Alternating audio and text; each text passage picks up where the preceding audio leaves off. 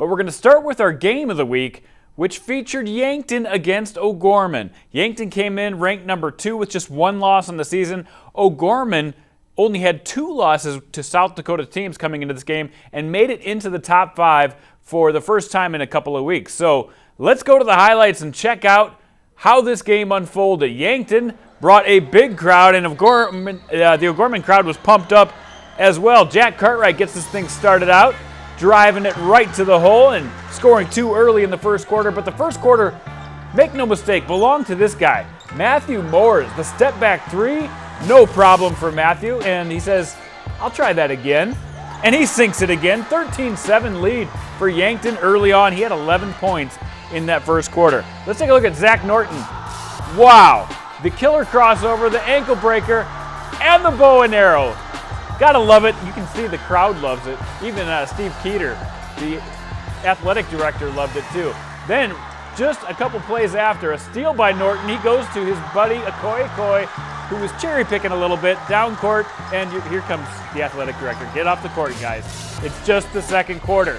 Right before the end of the first half, Cooper Cornerman drives, and look at that. Chris Haynes doesn't like the call. They go into halftime, trailing by just a couple. Coming out in the third quarter, Matthew Moores gets it started once again. He makes that grown man move and takes the lead again.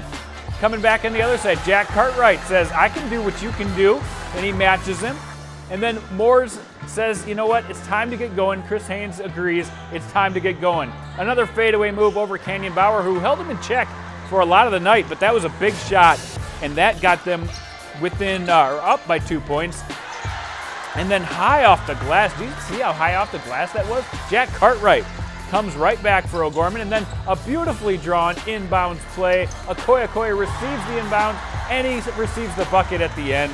O'Gorman up by 5. But then Yankton with a comeback, they would tie the game 44-44 with just about 3 minutes left in the game.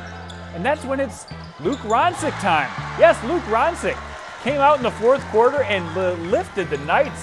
Huge shot right there, and then goes to the corner and gets one more. Luke Ronsick seals the game for the Knights.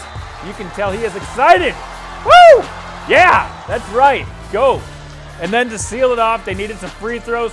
Jack Cartwright with the retro 11s makes it look easy, and they take the win. The only second time that Yankton's lost this year.